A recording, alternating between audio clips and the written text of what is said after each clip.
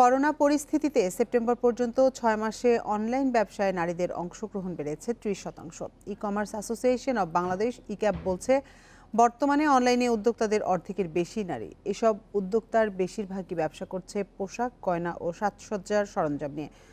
পণ্য সম্ভারে বৈচিত্র্য না থাকলে মুনাফা হারানোর আশঙ্কা করছেন বিশ্লেষকেরা।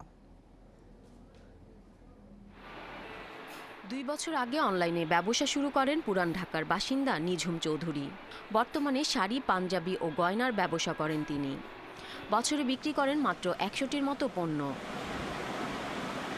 এদিকে মানিকগঞ্জের ফরিদা পারভিন 7 মাস আগে অনলাইনে শাড়ি ও 3 পিসের ব্যবসা শুরু করে এরই মধ্যে বিক্রি করেছেন 1 লাখ টাকার পণ্য।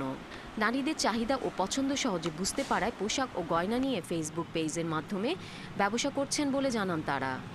তাদের পছন্দের সাথে অনুধাবন করে আমি যখন কাজ করতে যাচ্ছি তখন ব্যাপারটা অনেকটাই মিলে যাচ্ছে। মেয়েদের রুচি পছন্দ এটা মোটামুটি আমার বোঝা, সেখান থেকে হচ্ছে শাড়ির প্রতি আমার ভালোবাসা। দেশে অনলাইন ভিত্তিক ব্যবসায়ীদের সংগঠন ইক্যাব জানায়, করোনা পরিস্থিতিতে প্রায় 6 মাস বাসায় থাকার কারণে অনলাইনে ব্যবসায় নারীদের অংশগ্রহণ বেড়েছে। তবে বেশিরভাগই ব্যবসা করছেন ফেসবুকের মাধ্যমে। বর্তমানে দেশে ফেসবুকের 50,000 বিজনেস পেজের 40,000ই নারীদের। ডিমান্ডগুলো দেখে তারা, হ্যাঁ, যে কোন প্রোডাক্টের ডিমান্ডগুলো বেশি সেই হিসেবে তারা তাদের প্রোডাক্টগুলো চুজ করে। আর দ্বিতীয়ত হচ্ছে যে তারা যে ডাইভার্সিফাই করবে সেই নলেজটা তো তাদের ভিতরে নেই। তো তাদেরকে প্রোডাক্ট ডাইভার্সিফাই করার জন্য তাদের ভিতরে সে ধরনের গ্রো করাতে হবে, স্কিল ডেভেলপ করাতে হবে। এদিকে একই পণ্য বিক্রির প্রতিযোগিতায় মুনাফা কমার আশঙ্কা করছেন বিশ্লেষকরা। তাই নানা ধরনের পণ্য বিক্রি করলে ভোক্তা সংখ্যা বাড়বে বলে মত তাদের।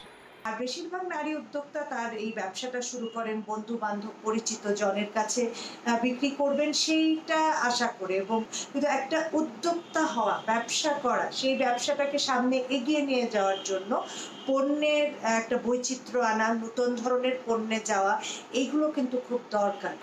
অনলাইনে স্বল্প পুঁজি নিয়ে সাময়িকভাবে ব্যবসা করেন বেশিরভাগ নারী।